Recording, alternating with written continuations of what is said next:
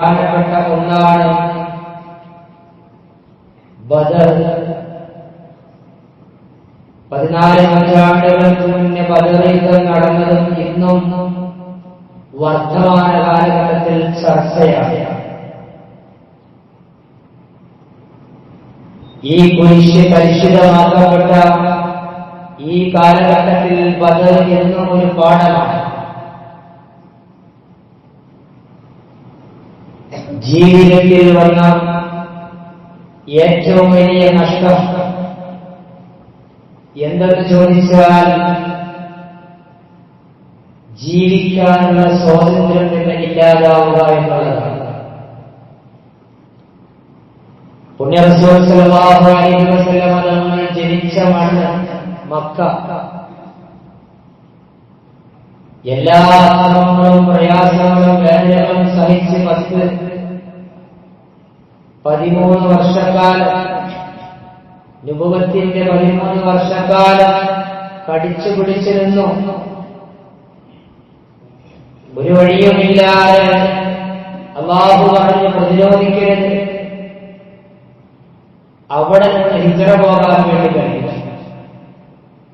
അങ്ങനെ മദീനയിലേക്ക് സ്വഹാബികൾ തന്റെ നാട് വീടുകളെല്ലാം ഒഴിവാക്കി, തങ്ങൾ സമ്പാദിച്ച സമ്പത്തുകൾ ഒഴിവാക്കി, കുടുംബങ്ങളെ ഒഴിവാക്കി നാടും വിട്ടു.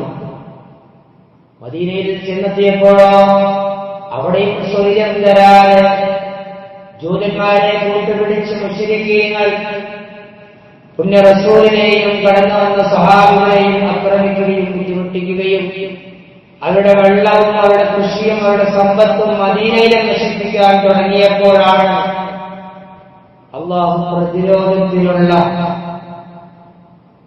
പരിശുദ്ധ ഖുർആനിന്റെ വചനം പുണ്യ റസൂലിന് ഇറക്കി കൊടുത്തു. വിശാലമാണ്, അതിലേക്ക് കടക്കുന്നത്. അപ്പൊ ചുരുക്കി പറഞ്ഞാൽ പരിശുദ്ധ റമദാനിലെ ഇന്ന് 16ാമത്തെ നോമ്പാണ്. ബദറിന്റെ രണാങ്കണത്തിലേക്ക് സ്വഹാബികൾ റമദാൻ 8-ന് പുറപ്പെട്ട് 16ാമത്തെ നോമ്പിന് അസറിന്റെ സമയത്താണ് അവർ അവിടെ എത്തിക്കൊടുക്കുന്നത്. ഏകദേശം ഇന്നത്തെ അസറോട് കൂടും. 17 ശുബഹിയോടടുത്താണ് യുദ്ധം നടക്കുന്നത്. ഇവിടുത്തെ ചർച്ച ഇന്ന് അമേരിക്കയും ഇസ്രായേലും ഇറാനും അറബ് കൺട്രികളിലെല്ലാം യുദ്ധം നടന്നുകൊണ്ടിരിക്കുന്ന പ്രധാനപ്പെട്ട ചർച്ച ചെയ്യപ്പെടുന്ന വർത്തമാന കാലഘട്ടത്തിലെ മാധ്യമങ്ങൾ പല രീതിയിൽ അതിന് ചർച്ച ചെയ്യപ്പെടുമ്പോൾ ബദറുമായി ഇന്നത്തെ ഈ യുദ്ധത്തെ നമുക്ക് ഒന്ന് പരിശോധിച്ചു നോക്കിയാൽ ഒരുപാട് കാര്യങ്ങൾ ഇതിനോട് യോജിക്കുന്നുണ്ട്. അബൂജഹലിനോട് പുണ്യ റസൂല് മാന്യമായി പറഞ്ഞു, ഞങ്ങള് അബൂ സുഫിയാനിന്റെ സംഘത്തെ പ്രതിരോധിക്കാനാണ് വന്നിട്ടുള്ളത്. പക്ഷേ അബൂ സുഫിയാൻ വിവരം അറിഞ്ഞപ്പോൾ അവൻ രക്ഷപ്പെടുകയും ചെയ്തു. ഞങ്ങൾ യുദ്ധത്തിന് തയ്യാറായി വന്നതുമല്ല, ഞങ്ങൾക്ക് യുദ്ധത്തിന് താല്പര്യവുമില്ല, ഞങ്ങളുടെ മതം അതിന് പ്രേരിപ്പിക്കുന്നുമില്ല. ഞങ്ങളുടെ മതം സമാധാനവും ശാന്തിയും മമതയും കരുണയും സ്നേഹവുമാണ് പഠിപ്പിക്കുന്നത്. അതുകൊണ്ട് ഞങ്ങൾ യുദ്ധത്തിന് ഇല്ല എന്ന്. പക്ഷേ അബൂജഹലും കുടുംബത്തും തുടങ്ങുന്ന അഹങ്കാരത്തിന്റെ കയ്യിൽ വെച്ച 6ാം നൂറ്റാണ്ടിലെ ഫിർഔൻ എന്നറിയപ്പെടുന്ന അബൂജഹൽ പറഞ്ഞു, യുദ്ധമല്ലാതെ മറ്റൊന്നുമില്ല എന്ന് അഹങ്കരിച്ചു.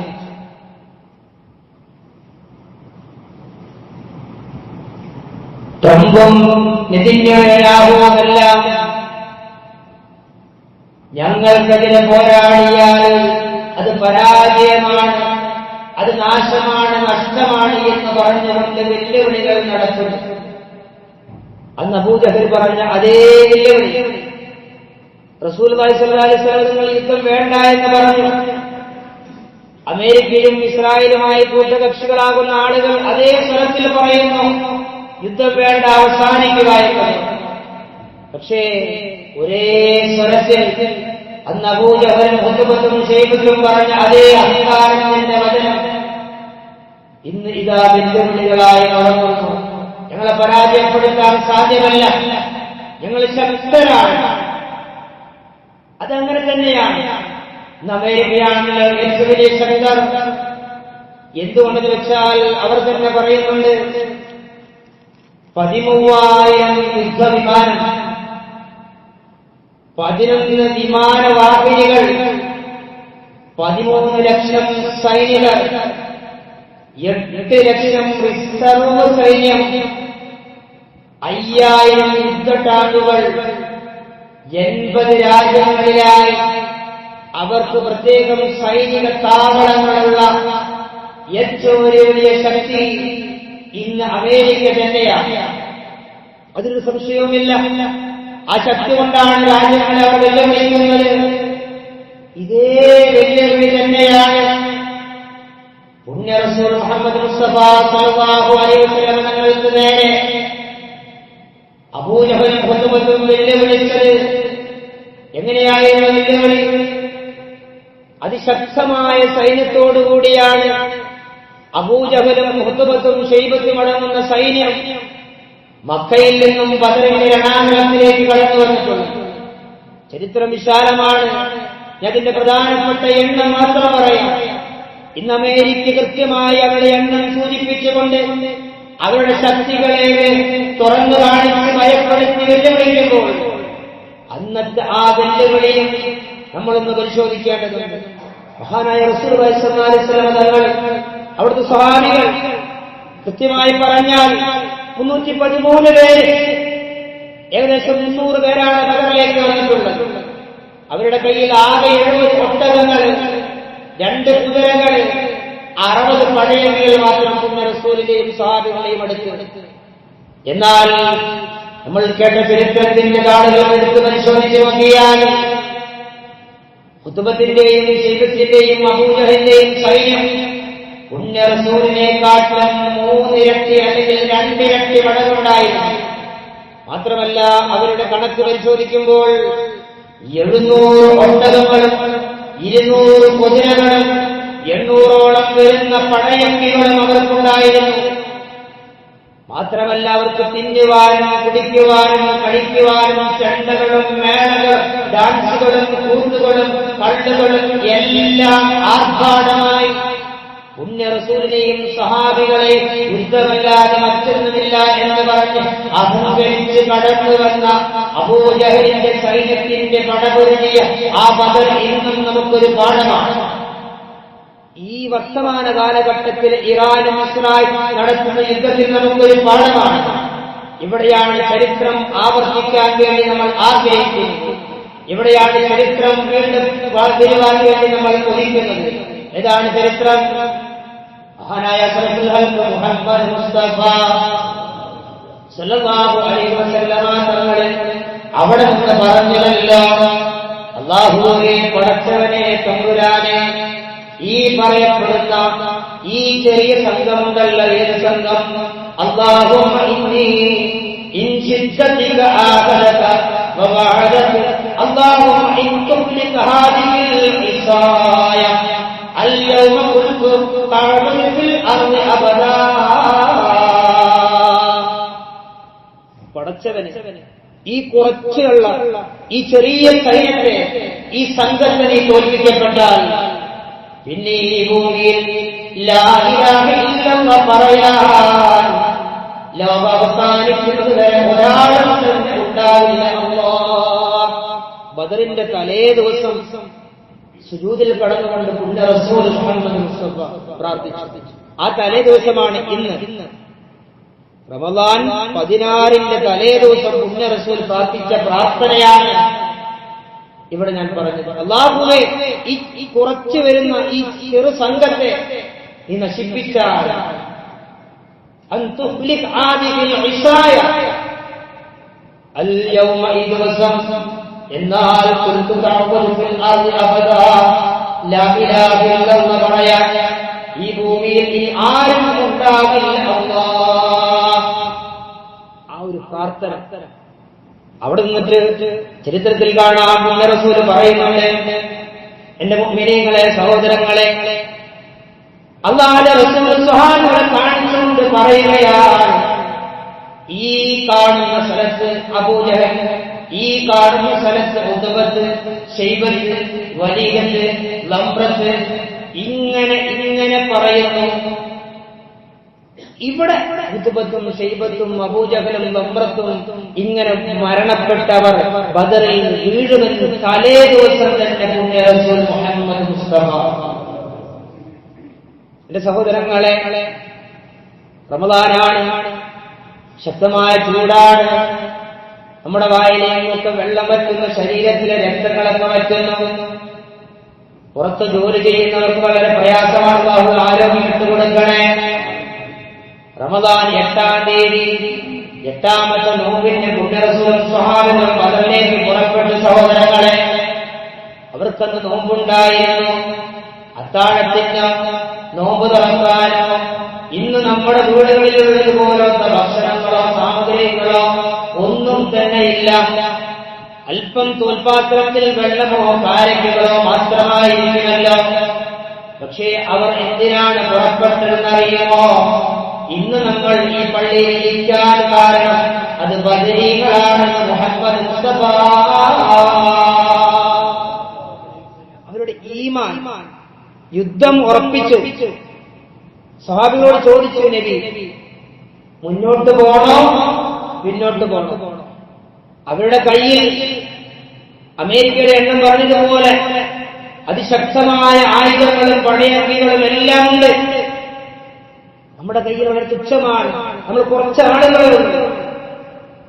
സ്വഹാബികൾ പറഞ്ഞു, മുഹമ്മദ് മുസ്തഫ, നബിയെ, അങ്ങീ കാണുന്ന പർവ്വതത്തിന്റെ മുകളിലേക്കാണോ ഞങ്ങളെ വിളിക്കുന്നത് കയറാൻ പറയുമെങ്കിൽ, അങ്ങീ കാണുന്ന മരുഭൂമിയുടെ താഴ്വാരത്തിലേക്കാണോ ഞങ്ങളെ ഇറങ്ങുവാൻ പറയുന്നതെങ്കിൽ ഞങ്ങൾ തയ്യാറാണ് മുഹമ്മദ് മുസ്തഫ.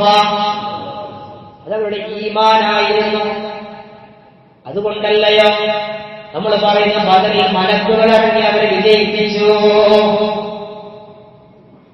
ഈമാനിന്റെ ദൈർഘ്യം, അല്ലാഹു കൊണ്ട് കൂടെ എന്നൊരു ബലമുണ്ടെങ്കിൽ ഇന്ന് പലരും ചോദിക്കുന്ന ഒരുപാട് ചോദ്യങ്ങളാണ്. എവിടെ അല്ലാഹ്, എവിടെ അല്ലാഹുവിന്റെ മലക്കുകൾ എന്ന് ചോദിക്കുമ്പോൾ, സഹോദരങ്ങളെ, അതെല്ലാം അല്ലാഹുവിന്റെ ശക്തിയും കഴിവും അപാരമായ തീരുമാനവും അവനിൽ അർപ്പിക്കുന്നവർക്ക് കിട്ടിക്കൊണ്ടേയിരിക്കുന്നുണ്ട്. ഇന്നും അത് നടന്നുകൊണ്ടേയിരിക്കുന്നുണ്ട്. മഹാനായ അലി റളിയല്ലാഹു തആല അൻഹു ഈ വിഷയത്തെ കുറിച്ച് പറയുന്നുണ്ട്. ഞാൻ പറഞ്ഞുവല്ലോ, ബദർ എന്ന് പറയുന്നത് ഒരു സ്ഥലത്തിന്റെ പേരാണ് എന്നും ബദർ എന്ന് പറയുന്നത് ആ സ്ഥലത്തിൽ കിണറുണ്ട്, അതിന്റെ പേരാണെന്നും അവിടെ നിന്ന് പറയുന്നുണ്ട്. ഇരിക്കട്ടെ, മഹാനായ അലി റളിയല്ലാഹു അൻഹു റിപ്പോർട്ട് ചെയ്യുന്നത് കാണാം. ഞാൻ ആ കിണറിന്റെ ചാര നിൽക്കുമ്പോൾ ഇന്നുവരെ അനുഭവിക്കാത്ത ഒരു ശക്തമായ കാറ്റ് അടിച്ചു വീശുകയാണ്. എന്റെ വാൾ കവറിലാണ്. ആ വാൾ ഇട്ട കവർ ഇങ്ങനെ നന്നായ രീതിയിൽ അങ്ങോട്ടും ഇങ്ങോട്ടും ചലിക്കുന്നുണ്ട്. ഞാൻ ആ വാളിനെ പിടിച്ചു നിർത്തിയിട്ട് കാറ്റടിച്ച ഭാഗത്തേക്ക് നോക്കുമ്പോൾ ഒരു അത്ഭുതമാകുന്ന ശബ്ദവും കേൾക്കുന്നുണ്ട്. എന്നിട്ടോ ആ സമയത്ത് 600 ചെലവുള്ള ജിബ്രീൽ അലൈഹിസ്സലാം അതാ 2000 മലക്കുകളുമായി പുണ്യ റസൂലിന്റെ മുന്നിലേക്ക് ആ സൈന്യവുമായി കടന്നു വരുന്നതാണ് മുഹമ്മദ് മുസ്തഫ. ആ കാറ്റടിച്ച ഭാഗത്തേക്ക് അലിയാരെ ഞങ്ങൾ നോക്കുമ്പോൾ 2000 മലക്കുകളുമായി റമദാനിന്റെ 17ാം ദിവസം ശത്രുക്കൾക്കെതിരെ പോരാടാൻ പരിശുദ്ധ ഖുർആനിൽ കൃത്യമായ ആയത്തുകളുണ്ട്. 1000, 2000, 3000, 5000 മലക്കുകളെ ഇറക്കി ബദറിൽ ബദരീകളെ ഞാൻ സഹായിച്ചു. 2000 മലക്കുകളുമായി മീകായിൽ അലൈഹിസ്സലാത്തു വസ്സലാം കടന്നു വന്ന് റസൂലുള്ളാഹിന്റെ വലതു വലതുഭാഗത്ത് നിന്നു, ജിബ്രീൽ അലൈഹിസ്സലാം മുൻഭാഗത്ത് നിന്നു. വീണ്ടും നോക്കിയപ്പോൾ കാറ്റടിച്ച് വീശുക തന്നെയാണ്. നോക്കുമ്പോൾ സുബ്ഹാനല്ലാഹ്, അത്ഭുതമെന്ന് പറയട്ടെ, അതാ ഇസ്രാഫീൽ അലൈഹിസ്സലാത്തു വസ്സലാം 1000 മലക്കുകളുമായി ഇതാ കടന്നു വരികയാണ്. ചരിത്രം പറയും ബദറിൽ പോരാടി ആ സമയത്ത് അവിടെ ഇബ്ലീസും സൈന്യവും അവരെങ്ങനെ വസ്വാസാക്കിക്കൊണ്ടിരിക്കുന്നുണ്ടായിരുന്നു. മലക്കുകളെ കണ്ടപ്പോ ഇബ്ലീസ് ഓട്ടമോടിയെന്നും ചരിത്രം പറയുന്നുണ്ട്. ഞാൻ ചരിത്രത്തിലേക്കൊന്നും കടക്കുന്നില്ല സഹോദരങ്ങളെ. ചുരുക്കി പറഞ്ഞാൽ ബദർ അത് എന്നും ഒരു ഓർമ്മയാണ്. ബദറും എന്നും എല്ലാ കാലത്തും ഒരു പാഠമാണ്. എല്ലാവർക്കും എവിടെ നഷ്ടപ്പെട്ടാലും ആര് സഹായത്തിലില്ല എങ്കിലും അല്ലാഹുവിന്റെ സഹായം ഉണ്ടാകും. അത് വെള്ളമാണെങ്കിൽ അങ്ങനെ, ഭക്ഷണമാണെങ്കിൽ അങ്ങനെ, സൈന്യമാണെങ്കിൽ അങ്ങനെ, ഏത് രീതിയിലും ഉണ്ടാകും. അതിനുള്ള ഏറ്റവും തെളിവാണ് ബദർ. അല്ലാഹു ബദറിനുള്ള ബറക്കത്ത് കൊണ്ട് നമ്മൾ സ്വർഗ്ഗത്തിൽ കടത്തുമാറാകട്ടെ. പ്രിയമുള്ള മുഅ്മിനീങ്ങളെ, അതുകൊണ്ട് ഇത് പറയുവാനുള്ള കാരണം ബദരീകളെ നമ്മൾ സ്നേഹിക്കണം, ബദരീകളെ നമ്മൾ ബഹുമാനിക്കണം, ബദരീകളുടെ പേരിൽ മൗലൂദ് പാരായണം നടത്തണം. ബദറിന്റെ മങ്കൂസിയായുള്ള മജ്‌ലിസിനോട് മദ്രസകളിൽ പങ്കെടുക്കണം. ഇതിനെല്ലാം കൃത്യമായ തെളിവുകളുണ്ട്. ഇവരെല്ലാം അല്ലാഹു ഇഷ്ടപ്പെട്ടതാണ്. ബദരീകളെ അല്ലാഹു ഇഷ്ടപ്പെട്ടതുകൊണ്ടാണ് അല്ലാഹു അവരെ സഹായിച്ചത്. മാത്രമല്ല നമ്മുടെ ഏറ്റവും വലിയ ആഗ്രഹവും സ്വപ്നവും സ്വർഗ്ഗമാണല്ലോ. മുസ്ലിമാണല്ലോ. അത് കിട്ടണമെങ്കിൽ അമ്പിയാക്കളെ പിൻപറ്റണം, സാലിഹീങ്ങളെ പിൻപറ്റണം, ശുഹദാക്കളെ പിൻപറ്റണം, സിദ്ദീഖീങ്ങളെ പിൻപറ്റണമല്ലോ. സഹോദരങ്ങളെ, പരിശുദ്ധ ഖുർആൻ സൂറത്തുൽ കഹ്ഫ് എന്ന് പറയുന്ന വെള്ളിയാഴ്ച ഓതൽ സുന്നത്തായ സൂറത്താണ്. ആ കഹ്ഫ് സൂറത്തിന്റെ പേര് തന്നെ അസ്ഹാബുൽ കഹ്ഫ് എന്ന് പറയുന്നതാണല്ലോ. അസ്ഹാബുൽ കഹ്ഫ്, ആ കഹ്ഫിലും ചരിത്രമുണ്ട്. ആ ചരിത്രത്തിലേക്ക് ഞാൻ കടക്കുന്നില്ല. ആ കാലഘട്ടത്തിൽ ജീവിച്ചിരുന്ന മോശപ്പെട്ട രാജാവിനെ പറയുന്നുകൊണ്ട്, തക്കീത്ത് രാജാവ് എന്നാണ് അദ്ദേഹത്തിന്റെ പേര്. 7 ചെറുപ്പക്കാർ ഇസ്ലാമിന് വേണ്ടി പോരാടിയപ്പോൾ ആ 7 ചെറുപ്പക്കാരെ കൊല്ലുവാൻ ഈ രാജാവ് തീരുമാനിക്കുകയും അങ്ങനെ ആ രാജാവിനെ പേടിച്ചുകൊണ്ട് ആ 7 ചെറുപ്പക്കാർ ഒരു മലമുകളിലേക്ക് കയറിപ്പോവുകയും അങ്ങനെ ഒരു ഗുഹ കാണുകയും അതിൽ കടന്നിറങ്ങുകയും ചെയ്ത ചരിത്രമാണ് അസ്ഹാബുൽ കഹ്ഫിലുള്ളത്.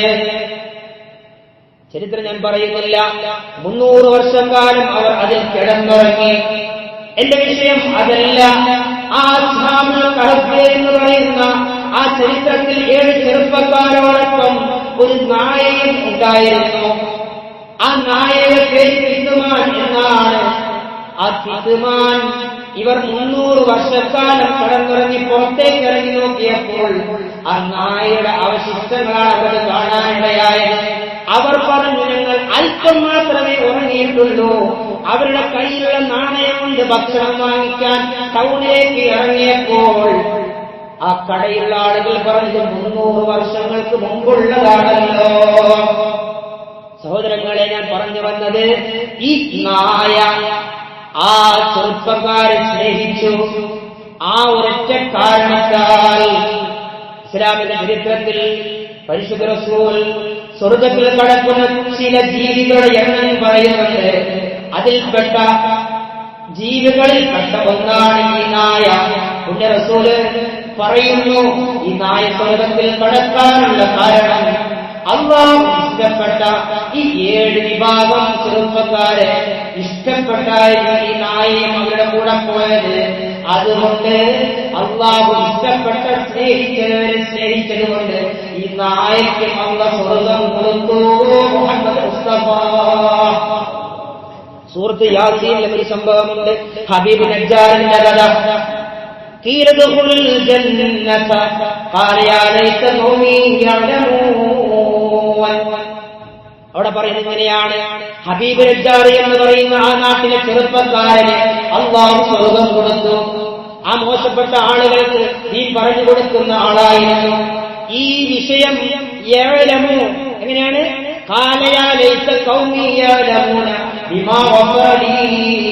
എന്റെ സമുദായം ഇത് അറിഞ്ഞാൽ മദിയൻ പട്ടണത്തിൽ ബിംബങ്ങളൊക്കെ ഉണ്ടാക്കി നിൽക്കുന്ന ചെറുപ്പക്കാർ പിന്നീട് ആകെ മാറുകയും അവന് സ്വർഗം കൊടുത്ത ചരിത്രമാണ് ഉള്ളത്. അവനറിഞ്ഞാൽ ഈ ചെറുപ്പക്കാരൻ മദിയൻ എന്ന് പറയുന്ന ഈ കാലത്ത് ഹബീബ് നജ്ജാർ എന്ന് പറയുന്ന ആള് അല്ലാഹു സ്വർഗം കൊടുത്തു എന്ന് ഖുർആൻ. ഈസാ നബിയുടെ കാലത്തുള്ള ചെറുപ്പക്കാരൻ. ഈസാ നബിയാണെങ്കിലോ അള്ളാഹു 4-ാം സ്ഥാനം കൊടുത്ത പ്രവാചകൻ. എന്നാലോ നമ്മുടെ പ്രവാചകൻ മുഹമ്മദ് മുസ്തഫ സല്ലല്ലാഹു അലൈഹി വസല്ലമ തങ്ങളെ 1-ാം സ്ഥാനത്ത് നിൽക്കുന്ന പ്രവാചകനാണല്ലോ. ആ 1-ാം സ്ഥാനത്ത് നിൽക്കുന്ന പ്രവാചകന്റെ അനുയായികളാണല്ലോ ബദരീകൾ. ആ ബദരീകളുടെ മഹത്വം പറയുന്നത് കാണാം. ജിബ്രീൽ അലൈഹിസ്സലാത്തു വസ്സലാം ഇറങ്ങി വന്നു. ജിബ്രീലിനോട് ചോദിച്ചു, ജിബ്രീലേ എന്താണ് വിശേഷങ്ങൾ? അപ്പോൾ ജിബ്രീൽ അലൈഹിസ്സലാത്തു വസ്സലാം പറഞ്ഞു, അല്ലാഹുവിന്റെ റസൂലേ, അമ്പിയാക്കൾ കഴിഞ്ഞാൽ ഈ ഭൂമി ലോകത്ത് ഏറ്റവും മഹത്വമുള്ളവർ, ഏറ്റവും ശ്രേഷ്ഠമുള്ളവർ അത് ബദറിൽ പങ്കെടുത്ത ബദരീകളാണെന്ന് മുഹമ്മദ് മുസ്തഫ വീണ്ടും പറഞ്ഞു. കോടാനക്കോടി മലക്കുകളുടെ നബിയേ, ആ കോടാന മലക്കുകളിൽ ബദറിൽ പങ്കെടുത്ത മലക്കുകളാണ് ഏറ്റവും മഹത്വമുള്ളതെന്ന് മഹാനായ ജിബ്രീൽ അലൈഹിസ്സലാത്തു വസ്സലാം. ഞാൻ പറഞ്ഞു വന്ന വിഷയം, അള്ളാഹുവിന്റെ റസൂലിന്റെ അനുയായികളാകുന്ന അള്ളാഹു ഇഷ്ടപ്പെട്ട ബദരീകളെ സ്നേഹിച്ചാൽ സഹോദരങ്ങളെ നമുക്ക് സ്വർഗം ഉറപ്പാണ്. അതുകൊണ്ട് ബദരീകളുടെ പേരിൽ മൗലൂദ് പാരായണം നടത്തണം. ബദരീകളുടെ പേരിൽ നമുക്ക് ചീനികൾ വിതരണം ചെയ്യണം, ഒരുമിച്ച് കൂടണം, മജ്‌ലിസ് നൂർ നടത്തണം. കാരണം അത് സ്വർഗത്തിലേക്കുള്ള വഴിയാണെന്ന പരിശുദ്ധ ഖുർആൻ, അത് സ്വർഗത്തിലേക്കുള്ള വഴിയാണെന്ന് മുഹമ്മദ് മുസ്തഫ. ഇതിനപ്പുറത്ത് എന്താ വേണ്ടത്? എന്റെ ഉമ്മ എന്നെ സ്നേഹിച്ചിട്ടില്ലെങ്കിലും എന്റെ ഉമ്മാക്ക് അല്ലാഹു സ്വർഗ്ഗം കൊടുക്കും. ഞാൻ തിരിച്ച് എന്റെ ഉമ്മയെ ഞാൻ സ്നേഹിച്ചിട്ടില്ലെങ്കിലും ഇവിടെ ദീനുണ്ടാവും. എന്നെ പ്രസവിച്ചിട്ടില്ലെങ്കിലും ഇവിടെ ദീനുണ്ടാവും. എന്നാൽ ഇന്ന് കാണുന്ന ഈ ദീൻ, ഇന്ന് കാണുന്ന ഈ ഇസ്ലാം, ഇന്ന് കാണുന്ന ഈ പള്ളികൾ, ഇന്ന് കാണുന്ന ഈ മദ്രസകളും കോളേജുകളും നമ്മളിവിടെ വന്ന് ഇരിക്കുവാനുള്ള കാരണം പോലും അത് ബദറാണ്, ബദരീകളാണ് മുഹമ്മദ് മുസ്തഫ. ഇതിനപ്പുറത്തില്ല വേണ്ടത്. അതുകൊണ്ട് സഹോദരങ്ങളെ, ബദരീങ്ങളുടെ പേരിൽ ഒരുമിച്ചുകൂടി ചിഹ്നകൾക്കും വിതരണം നടത്തണം, മൗലിദ് പാരായണം നടത്തണം. അല്ലാഹു തൗഫീഖ് ചെയ്യട്ടെ. ധാരാളമാണ്. അതിൽ അവസാനം പറയുന്നത് ഇങ്ങനെയാണ്, ബദരീങ്ങൾ എന്ത് തെറ്റ് ചെയ്താലും അല്ലാഹു പുറത്തു കൊടുത്തിരിക്കുന്നു. ലഅല്ലല്ലാഹു തആല അലാ അഹ്ലി ബദർ വഖാല യഅലമു ശുഉസുഹും. ഖാതിബ് റളിയല്ലാഹുവിന്റെ ചരിത്രത്തിൽ പറയുന്നുണ്ട്, ബദരീങ്ങൾ എന്ത് തെറ്റ് ചെയ്താലും അല്ലാഹു പുറത്തു കൊടുത്തിരിക്കുന്നു. ബദരീങ്ങൾ സ്വർഗത്തിലേക്ക് പോകുമ്പോ സ്വർഗത്തിന്റെ മലക്ക് അവിടെ നിൽക്കണ്ടാവും. എവിടേക്കാ ചോദിക്കും. അപ്പൊ അവര് പറയും, വിചാരണ അവിടെ നടക്കണം, നിങ്ങൾ എവിടേക്കാ വരുന്നേ? ഞങ്ങൾക്ക് എന്ത് വിചാരണ? ഞങ്ങൾക്ക് വിചാരണയോ? ഈ മഹ്ശറയിലെ ചൂടുകൊള്ളാൻ ഞങ്ങൾക്ക് അതിന്റെ ആവശ്യമില്ല. കാരണം ഈ മഹ്ശറയിലെ ചൂടുകൊള്ളാതിരിക്കുവാൻ വേണ്ടിയാണ് ആരുമില്ലാത്ത സമയത്ത് പുണ്യ റസൂലിനോടൊപ്പം റമദാനിലെ 17ന്റെ പകലിൽ ഞങ്ങൾ അന്ന് ചൂട് കൊണ്ടത് എന്ന് ബദരീങ്ങൾ പറയുമത്രേ. അപ്പോൾ സ്വർഗത്തിന്റെ വാതിലിന്റെ മുന്നിൽ നിന്നും മാറിക്കൊടുത്ത് കയറിക്കൊള്ളൂ എന്ന് പറയുമെന്ന് മുഹമ്മദ് മുസ്തഫ. ഒന്നും ഉണ്ടില്ല. ഇങ്ങനെ ചോദ്യം ഈ പറയുമ്പോഴേക്കും അവരെ കയറ്റിവിടും മുഹമ്മദ് മുസ്തഫ. അല്ലാഹു അവരോടൊപ്പം നമ്മളെ സ്വർഗത്തിൽ കടത്തി ലഭിക്കുമാറാകട്ടെ.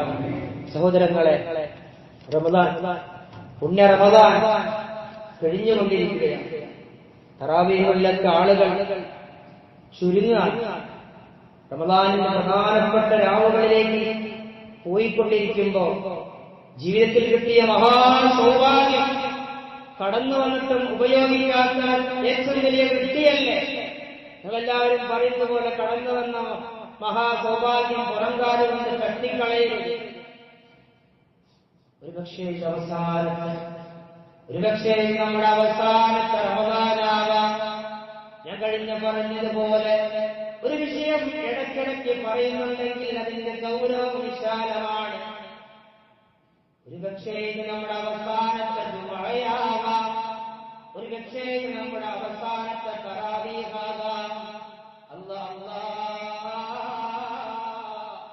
ആരോഗ്യം ദീർഘായുസ്സ് നൽകി അനുഗ്രഹിക്കണേ തമ്പുരാനെ. കഴിഞ്ഞ വർഷങ്ങളിൽ